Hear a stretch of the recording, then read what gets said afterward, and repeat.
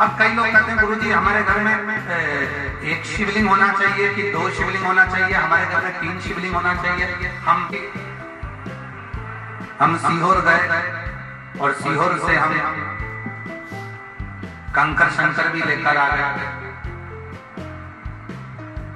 हम सीहोर गए, वहां से कंकर शंकर लिया। हम नर्मदा नहाने गए, स्नान करने के लिए नर्मदा माई के तट पर गए, वहां से नर्मदेश्वर शिवलिंग लिया। गुरुजी हमारे पहचान वाले ने भी हमको एक शिवलिंग दे दिया। मान हमारे घर में अगर 2-3 शिवलिंग है, 1 शिवलिंग है, 2 शिवलिंग है, 3 शिवलिंग है, तो कोई दोष तो नहीं। हमारे घर में चांदी का भी शिवलिंग है, पीतल का भी है, तांबे का भी है, पाषाण का भी है, कोई दोष तो नहीं। शिव महापुराण की कथा हनुमत शिव महापुराण की कथा कहती है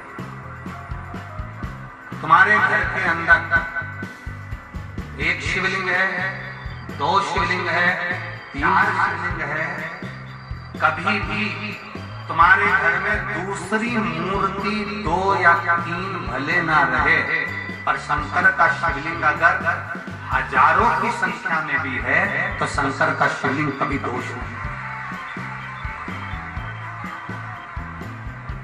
शंकर का शिवलिंग कभी दोष नहीं देता।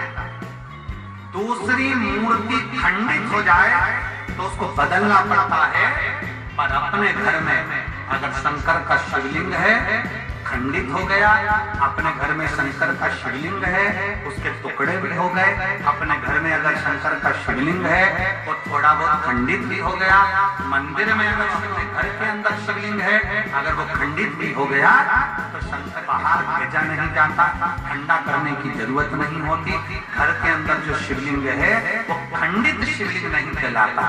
दूसरी मूर्ति खंडित हो गई तो खंडित कहलाएगी, देवी देवता खंडित हो गए तो खंडित कहलाएंगे, पर शंकर भगवान का अगर शिवलिंग खंडित हो गया, खंडित नहीं कहलाता। शंकर भगवान का शिवलिंग अखंडेश्वर महादेव कहलाता है। शंकर का शिवलिंग सहस्रेश्वर महादेव कहलाता है।